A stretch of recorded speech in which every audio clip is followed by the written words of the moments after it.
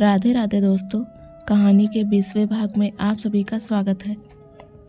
कमरे के अंदर की रोशनी उदास, फीकी और बीमार थी।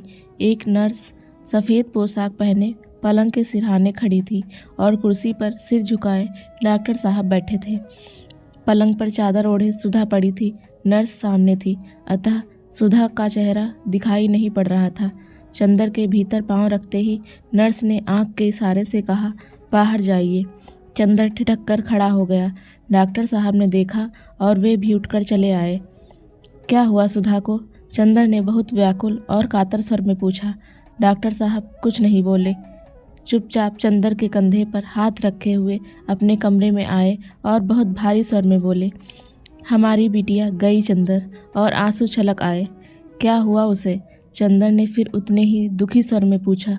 डॉक्टर साहब क्षण भर पथराई आंखों से चंदर की ओर देखते रहे, फिर सिर झुकाकर बोले, एबॉर्शन। थोड़ी देर बाद सिर उठाकर व्याकुल की तरह चंदर का कंधा पकड़कर बोले, चंदर किसी तरह बचाओ सुधा को, क्या करे कुछ समझ में नहीं आता। अब बचेगी नहीं, परसों से होश नहीं आया। आओ कपड़े बदलो, खाना खा लो, रात भर जागरण होगा। लेकिन चंदर उठा नहीं, कुर्सी पर सिर झुकाए बैठा रहा। सहसा नर्स आकर बोली, ब्लीडिंग फिर शुरू हो गई है और नाड़ी डूब रही है, डॉक्टर को बुलाइए फौरन। और वह लौट गई। डॉक्टर साहब उठ खड़े हुए। उनकी आंखों में बड़ी निराशा थी। बड़ी उदासी से बोले, जा रहा हूँ चंदर, अभी आता हूँ। चंदर ने देखा कार बड़ी तेजी से जा रही है। बिनती आकर बोली, खाना खा लो चंदर। चंदर ने सुना ही नहीं। यह क्या हुआ बिनती? उसने घबराई आवाज़ में पूछा। कुछ समझ में नहीं आता। उस दिन सुबह जीजा जी गए, दोपहर में पापा ऑफिस गए, मैं सो रही थी। सहसा जीजी चीखी, मैं जागी तो देखा दीदी बेहोश पड़ी हैं। मैंने जल्दी से फ़ोन किया, पापा आए, डॉक्टर आए। उसके बाद से पापा और नर्स के अलावा किसी को नहीं जाने देते दीदी के पास, मुझे भी नहीं। और बिनती रो पड़ी। चंदर कुछ नहीं बोला, चुपचाप पत्थर की मूर्ति सा कुर्सी पर बैठा रहा। खिड़की से बाहर की ओर देख रहा था। थोड़ी देर में डॉक्टर साहब वापस आए। उनके साथ 3 डॉक्टर थे और एक नर्स। डॉक्टरों ने करीब 10 मिनट तक देखा, फिर अलग कमरे में जाकर सलाह करने लगे। जब लौटे तो डॉक्टर साहब ने बड़ा विह्वल होकर पूछा, क्या उम्मीद है? घबराइए मत। अब तो जब तक अंदरूनी सब साफ नहीं हो जाएगा तब तक खून जाएगा। नब्ज के लिए और होश के लिए एक इंजेक्शन देते हैं अभी। इंजेक्शन देने के बाद डॉक्टर चले गए। पापा वहीं जाकर बैठ गए। बिनती और चंदर चुपचाप बैठे रहे। करीब 5 मिनट के बाद सुधा ने भयंकर स्वर में कराहना शुरू किया। उन कराहों में जैसे उनका कलेजा उल्टा आता हो। डॉक्टर साहब उठकर यहाँ चले आए और चंदर से बोले, वेहीमेंट ब्लीडिंग, और कुर्सी पर सिर झुकाकर बैठ गए। बगल के कमरे में सुधा की दर्दनाक कराहें उठती थी और सन्नाटे में छटपटाने लगती थी। अगर आपने किसी जिंदा मुर्गी के पंख और पूंछ नोचे जाते हुए देखा हो, तब आप उसका अनुमान लगा सकते हैं उस भयानकता का जो उन कराहों में थी। थोड़ी देर बाद कराहें बंद हो गई। फिर सहसा इस बुरी तरह से सुधा चीखी जैसे गाय डकार रही हो। पापा उठकर भागे। वह भयंकर चीख उठी और सन्नाटे में मडराने लगी। बिनती रो रही थी। चंदर का चेहरा पीला पड़ गया था और पसीने से तर हो गया था वह। पापा लौटकर आए। हम लोग देख सकते हैं? चंदर ने पूछा। अभी नहीं, अब ब्लीडिंग खत्म है। नर्स अभी कपड़े बदल दे तो चलेंगे। थोड़ी देर में तीनों गए और जाकर खड़े हो गए। अब चंदर ने सुधा को देखा। उसका चेहरा सफ़ेद पड़ गया था, जैसे जाड़े के दिनों में थोड़ी देर पानी में रहने के बाद उंगलियों का रंग रक्तहीन श्वेत हो जाता है। गालों की हड्डियां निकल आई थी और होंठ काले पड़ गए थे। पलकों के चारों ओर कालापन गहरा गया था और आंखें जैसे बाहर निकली पड़ती थी। खून इतना अधिक गया था, लगता था बदन पर चमड़े की एक हल्की झिल्ली मढ़ दी गई हो। यहाँ तक कि भीतर की हड्डी के उतार चढ़ाव तक स्पष्ट दिखाई दे रहे थे। चंदर ने डरते डरते माथे पर हाथ रखा। सुधा के होठों में कुछ हरकत हुई। उसने मुंह खोल दिया और आंखें बंद किए हुए उसने करवट बदली।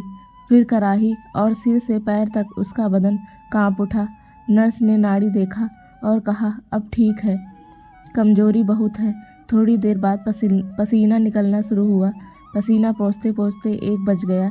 बिनती बोली डॉक्टर साहब से, मामा जी अब आप सो जाइए, चंदर देख लेंगे आज। नर्स है ही। डॉक्टर साहब की आंखें लाल हो रही थी। सबके कहने पर वह अपनी सीट पर लेट रहे। नर्स बोली, मैं बाहर आराम कुर्सी पर बैठ लूं, कोई ज़रूरत हो तो बुला लेना। चंदर जाकर सुधा के सिरहाने बैठ गया। बिनती बोली, तुम थके हुए आए हो, चलो तुम भी सो जाओ, मैं देख रही हूँ। चंदर ने कुछ जवाब नहीं दिया, चुपचाप बैठा रहा। बिनती ने सभी खिड़कियाँ खोल दी और चंदर के पास ही बैठ गई। सुधा सो रही थी चुपचाप। थोड़ी देर बाद बिनती उठी, घड़ी देखी, मुंह खोलकर दवाई दी। सहसा डॉक्टर साहब घबराए हुए से आए। क्या बात है, सुधा क्यों चीखी? कुछ नहीं, सुधा तो सो रही है चुपचाप। बिनती बोली, अच्छा, मुझे नींद में लगा कि वह चीखी है। फिर वह खड़े खड़े सुधा का माथा सहलाते रहे और फिर लौट गए। नर्स अंदर थी। बिनती चंदर को बाहर ले गई और बोली, देखो, तुम कल जीजा जी को एक तार दे देना, लेकिन अब वह होंगे कहाँ?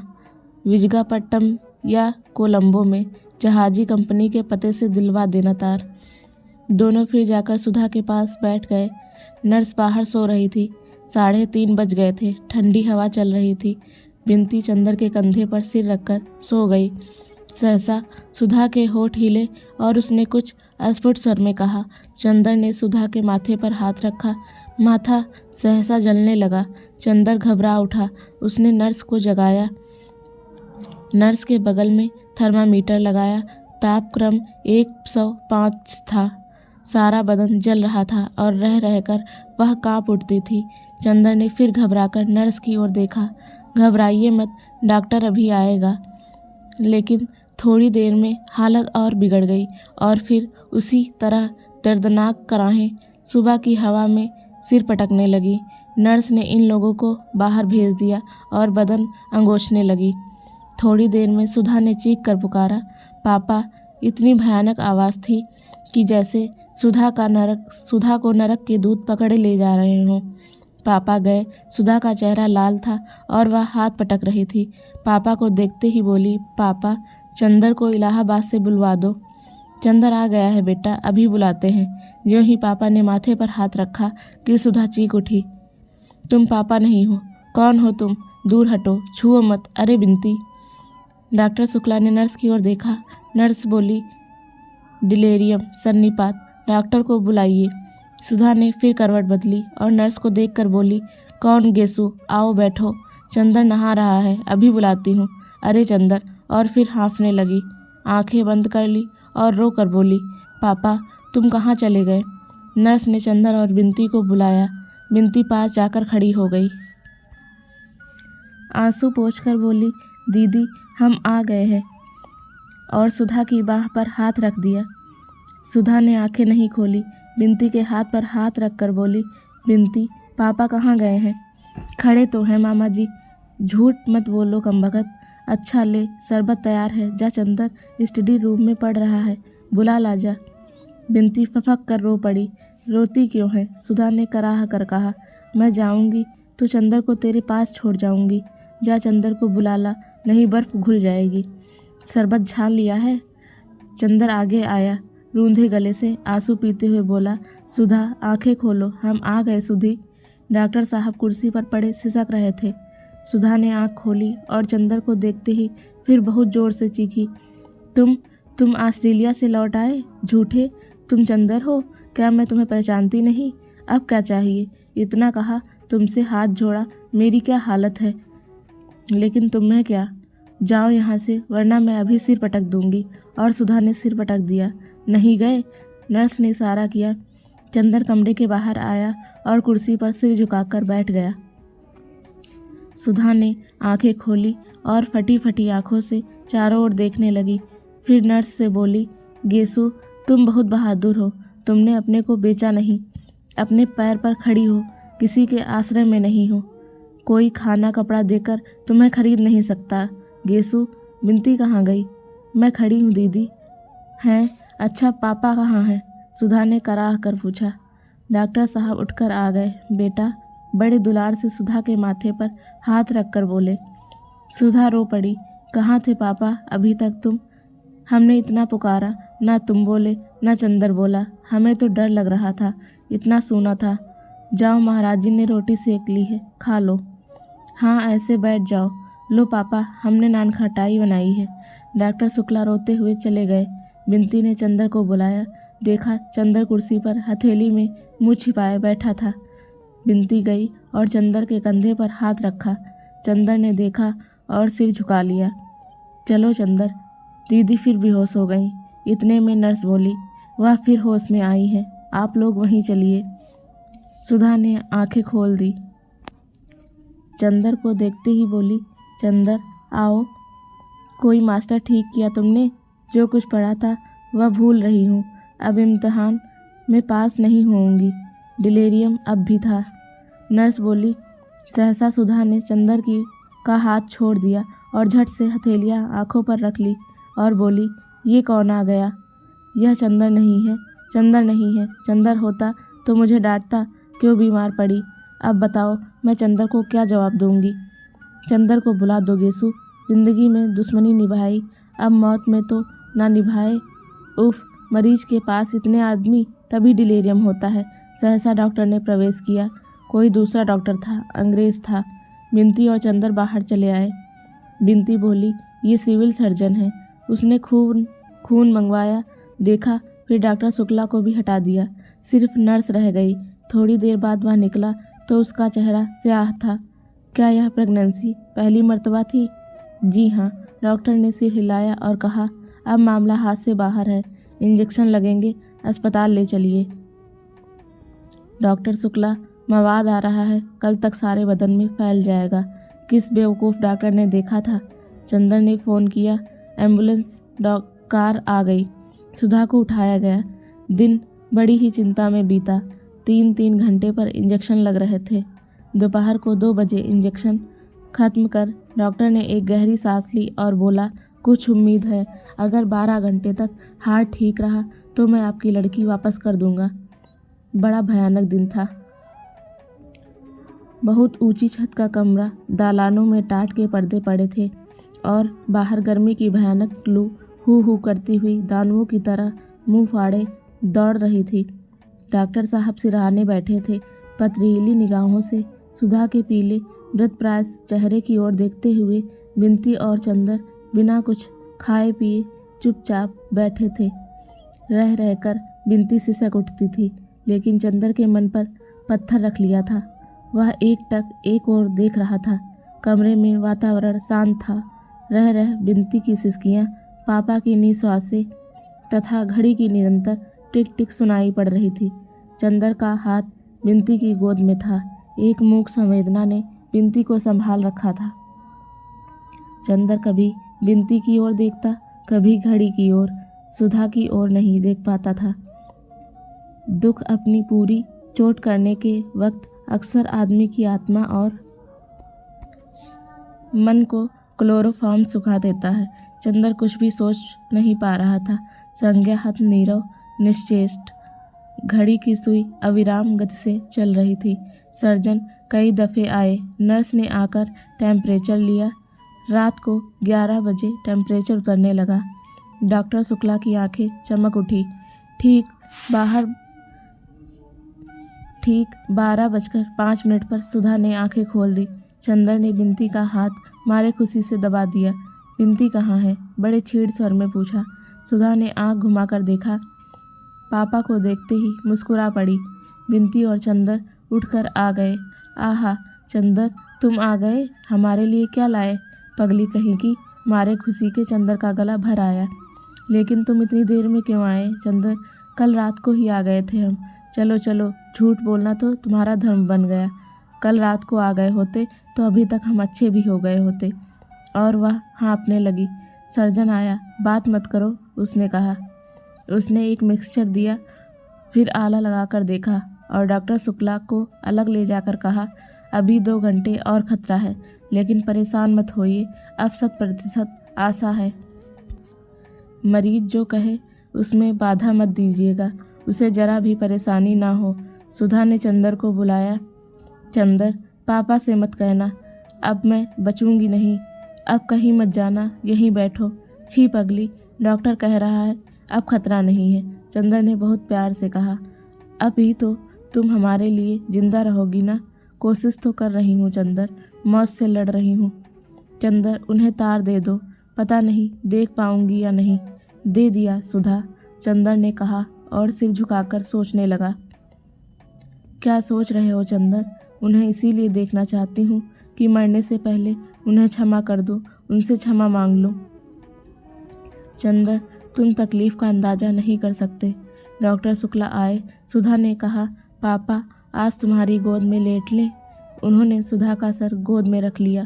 पापा, चंदर को समझा दो, ये अब अपना ब्याह तो कर ले। हाँ पापा, हमारी भागवत मंगवा दो, शाम को मंगवा देंगे बेटी, अभी 1 बज रहा है। सुधा ने कहा, बिनती यहाँ आओ। बिनती आई। सुधा ने उसका माथा चूम कर कहा, रानी, जो कुछ तुझे आज तक समझाया वैसा ही करना। अच्छा, पापा तेरे जिम्मे है।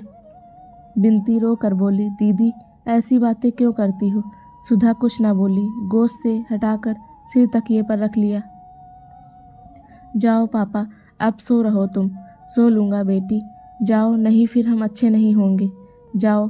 सर्जन का आदेश था कि मरीज के मन के विरुद्ध कुछ नहीं होना चाहिए। डॉक्टर शुक्ला चुपचाप उठे और बाहर बिछे पलंग पर लेट रहे।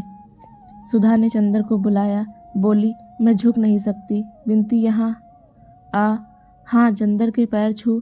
अरे अपने माथे में नहीं पगली, मेरे माथे से लगा दे, मुझसे झुका नहीं जाता। बिनती ने रोते हुए सुधा के माथे में चरड़ धूल लगा दी। रोती क्यों है पगली? मैं मर जाऊं तो चंदर तो है ही। अब चंदर तुझे कभी नहीं रुलाएंगे, चाहे पूछ लो। इधर आओ चंदर, बैठ जाओ, अपना हाथ मेरे हाथ में रख दो। ऐसे अगर मैं मर जाऊं तो रोना मत चंदर, तुम ऊंचे बनोगे तो मुझे बहुत चैन मिलेगा। मैं जो कुछ नहीं पा सकी वह शायद तुम्हारे ही माध्यम से मिलेगा मुझे। और देखो, पापा को अकेले दिल्ली में ना छोड़ना, लेकिन मैं मरूंगी नहीं चंदर, यह नरक भोग कर भी तुम्हें प्यार करूंगी। मैं मरना नहीं चाहती, जाने फिर कभी तुम मिलो या ना मिलो। चंदर, उफ कितनी तकलीफ़ है चंदर, हम लोगों ने कभी ऐसा नहीं सोचा था। अरे हटो हटो चंदर। सहसा सुधा की आंखों में फिर अंधेरा छा गया। भागो चंदर, तुम्हारे पीछे कौन खड़ा है? चंदर घबरा कर उठ गया। पीछे कोई नहीं था। अरे चंदर, तुम्हें पकड़ रहा है। चंदर, तुम मेरे पास आओ। सुधा ने चंदर का हाथ पकड़ लिया। बिनती भागकर डॉक्टर साहब को बुलाने गई। नर्स भी भागकर आई। सुधा चीख रही थी, तुम हो कौन? चंदर को नहीं ले जा सकते। मैं चल तो रही हूँ चंदर, मैं जाती हूँ इसके साथ, घबराना मत, मैं अभी आती हूँ। तुम तब तक चाय पी लो। नहीं, मैं तुम्हें उस नरक में नहीं जाने दूंगी। मैं जा तो रही हूँ। बिनती, मेरी चप्पल ले आ। अरे पापा कहाँ है पापा? और सुधा का सर चंदर की बाह पर लुढ़क गया। बिनती को नर्स ने संभाला और डॉक्टर शुक्ला पागल की तरह सर्जन के बंगले की ओर दौड़े। घड़ी ने टन टन 2 बजाए। जब एम्बुलेंस कार पर सुधा का शव बंगले पहुंचा तो शंकर बाबू आ गए थे बहू को विदा कराने। दोस्तों, कहानी का उपसंहार इस प्रकार है कि जिंदगी की यंत्रणा चक्र एक व्रत पूरा कर चुका था। सितारे एक क्षितिज से उठकर आसमान पार कर दूसरे क्षितिज तक जा पहुँचे थे। 1.5 साल पहले सहसा जिंदगी की लहरों में उथल पुथल मच गई थी और विक्षुब्ध महासागर की तरह भूखी लहरों की बाहें पसारकर वह किसी को दबोच लेने के लिए हुंकार उठी थी। अपनी भयानक लहरों के शिकंजे में सभी को झकझोर कर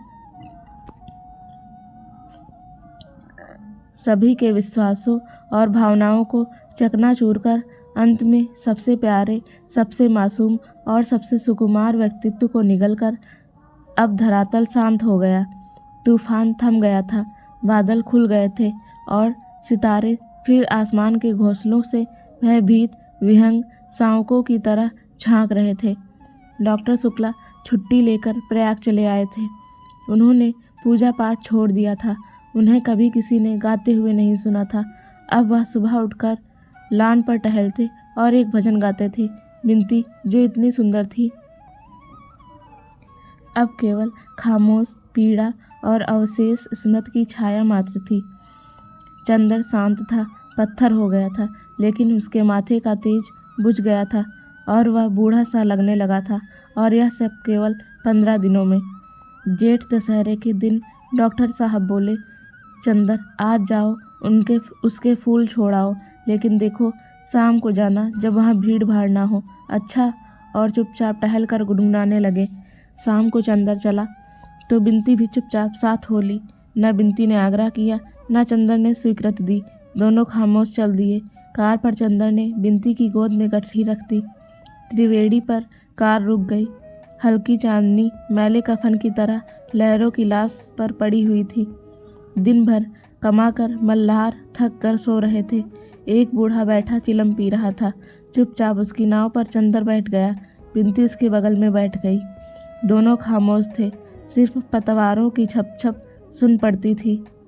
मल्हार ने तख्त के पास नाव बांध दी और बोला, नहा ले बाबू। वह समझता था बाबू सिर्फ घूमने आए हैं। जाओ। वह दूर तख्तों की कतार के उस छोर पर जाकर खो गया। फिर दूर दूर तक फैला संगम और सन्नाटा। चंदर सिर झुकाए बैठा रहा। बिनती सिर झुकाए बैठी रही।